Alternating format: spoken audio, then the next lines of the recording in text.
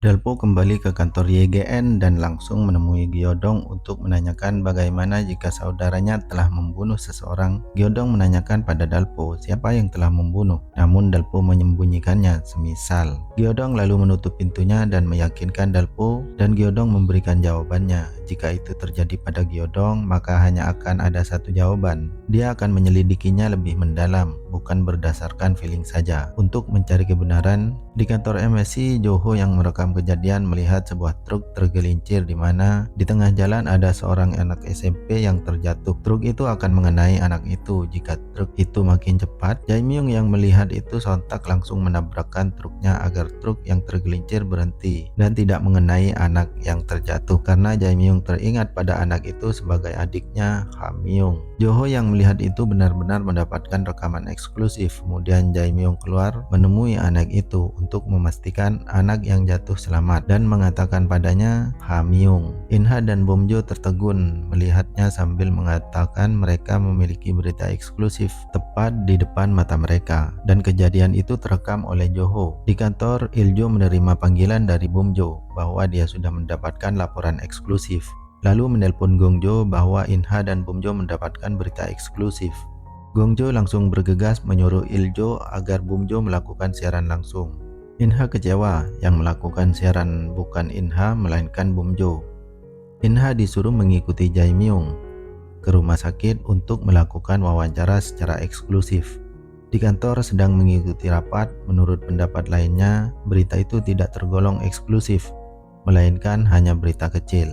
Namun Cha-ok memastikan mereka berita eksklusifnya adalah sebagai pahlawan. Detik itu juga seluruh karyawan kantor disibukkan oleh berita itu. Il-jo dan Gong-jo sudah siap mengirimkan skrip untuk dikirimkan ke Bom-jo untuk dibacakan beritanya.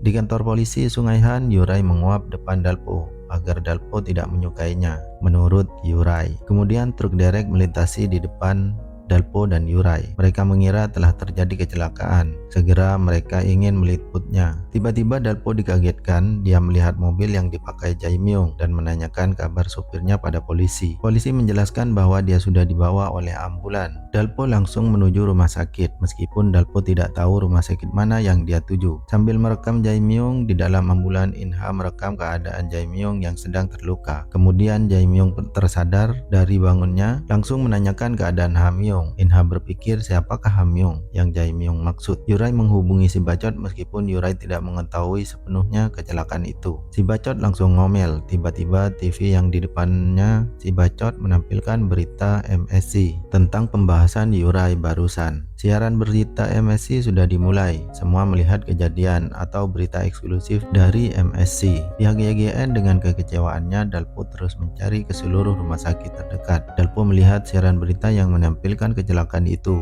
dan tahu kejadiannya. In-ha sedang menunggu di luar untuk melakukan wawancara pada Jae Myung. In-ha mengatakan kalau namanya Jae Myung. Joho kaget mendengarnya. Melihat perawat keluar, In-ha bertanya padanya bahwa Jae Myung sudah keluar dari rumah sakit. Lalu In-ha mengejar Jae Myung dan melakukan wawancara. Jae Myung menyetujui wawancara itu karena yang meminta wawancara adalah anak dari Cha-ok. Dalpo sudah sampai di rumah sakit yang dituju, yang ditempati oleh Jae Myung. Langsung menanyakan pada perawat. Perawat mengatakan Jae Myung sudah keluar dari rumah sakit, namun hari itu juga sedang melakukan wawancara. Dalpo kaget mengenai wawancara itu. Dalam wawancara itu, In-ha menanyakan nama adik Jae Myung adalah Ha Myung. Jae Myung mengatakan meninggalnya adiknya dikarenakan oleh seorang wartawan. In-ha yang sebagai seorang wartawan merasa sangat malu pada Jae Myung. Tiba-tiba Dalpo melihat In-ha dan Jae Myung sedang melakukan wawancara. Jae Myung mengatakan bahwa wartawan yang merusak keluarga Jae Myung bekerja di kantor MSC. In-ha menyayangkannya. Joho yang mengetahui masalahnya tertunduk malu ketika In-ha menanyakan siapa wartawan itu. Belum sempat Jae Myung mengatakan Dalpo sudah menghentikan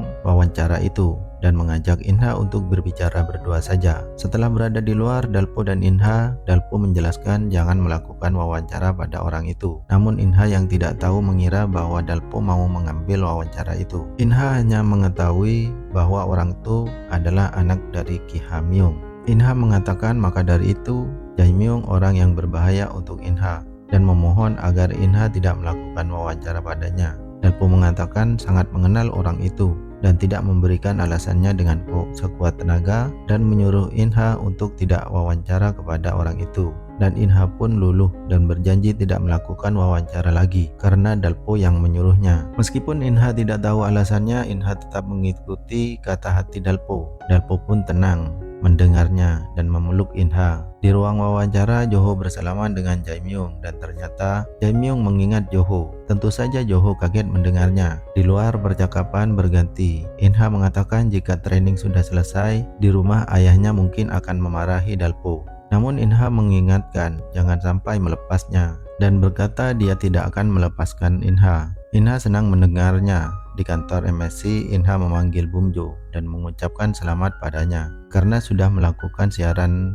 Jae-myung mengikuti Inha sampai ke kantor MSC. Di depan lift, Inha dan Bumjo sedang menunggu lift terbuka. Ketika terbuka, dia melihat Cha-ok mengucapkan kerja yang bagus pada Inha. Lalu pintu lift tertutup. Sebelum tertutup, Inha membuka kembali lift itu dan memastikan perkataan dari Cha-ok bahwa dia mengucapkan kerja yang bagus. Tentu saja Inha senang mendengarnya. Cha-ok melihat sepatu yang diberikannya kepada Dalpeng, mengatakan bahwa sepatunya pas. Inha terheran mengapa dia tahu tentang sepatu itu yang baru saja dibeli oleh ayahnya. Inha mengira ayahnya yang membelinya, namun ternyata itu pemberian dari Cha-ok. Inha makin senang mendengarnya. Di kantor MSC yang sedang melakukan rapat, memuji kecerdasan Cha-ok. Kemudian Cha-ok akan melakukan wawancara pada Jae-myung kembali untuk menaikkan rating MSC.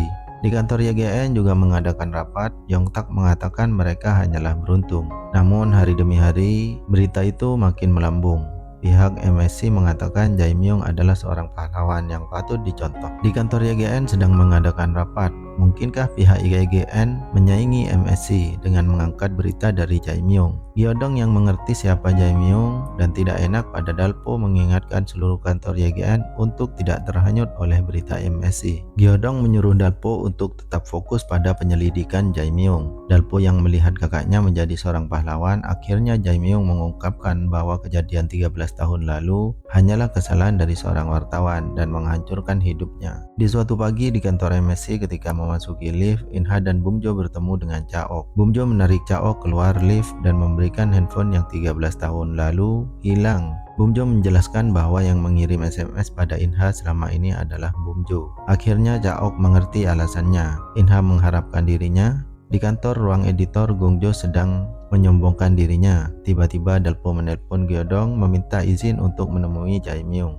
Gyodong mengizinkannya. Di kantor MSC, Joho melihat Jae-myung dan khawatir padanya. Di kantin, Cha-ok dan Joho sedang makan, sedangkan Inha dan Bumjo di sebelahnya. Joho memperingatkan Cha-ok agar berhati-hati pada Jae-myung, mengingat kejadian 13 tahun yang lalu.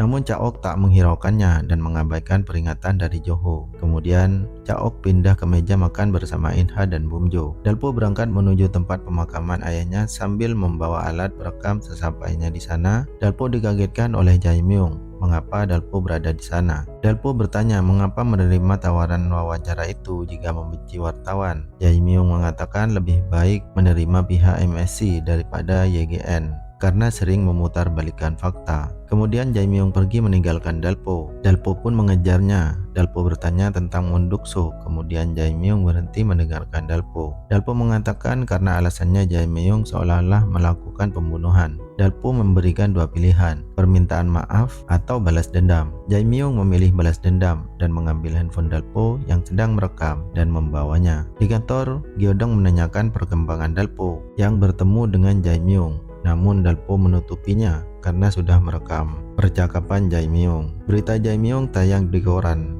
Yurai yang melihat nama Jae-myung mengingat kertas yang diberikan oleh Gyodong pada Dalpo dan bertanya-tanya apa hubungan Jae-myung dengan Dalpo. Melihat foto Jae-myung dan mengingat kembali Dalpo menemui Jae-myung di tempat ramai dan juga bertanya-tanya hubungan mereka berdua. Dan kejadian 13 tahun lalu tentang kebakaran pabrik di ruang editor, Inha melintas dan dipanggil oleh Joho untuk ikut dengannya.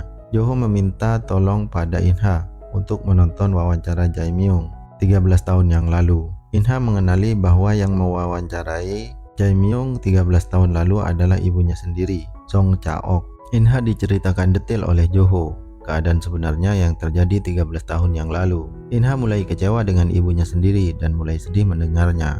Karena menurut Inha itu sesuatu yang kejam dan membuang sepatu pemberian ibunya. Dalam video menampilkan sepatu yang pernah Inha temui di rumahnya. Sepatu itu adalah milik adik Jae-myung. Nama adiknya adalah Ha-myung. Sedikit demi sedikit teka-teki itu mulai terbongkar karena Inha tahu sepatu itu milik Dalpo 13 tahun yang lalu.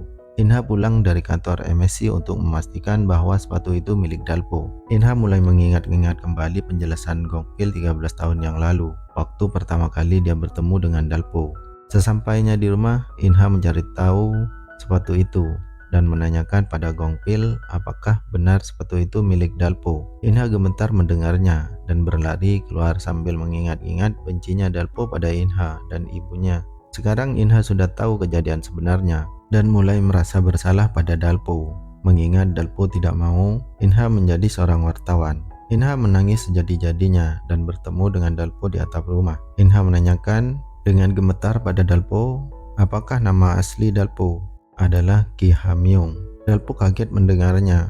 Bagaimana bisa Inha tahu bahwa dia adalah Ki Ha-myung? Inha menangis, sedih. Episode 9 ditutup dengan kesedihan Inha. Kita tunggu video berikutnya selanjutnya. Salam, annyeonghaseyo.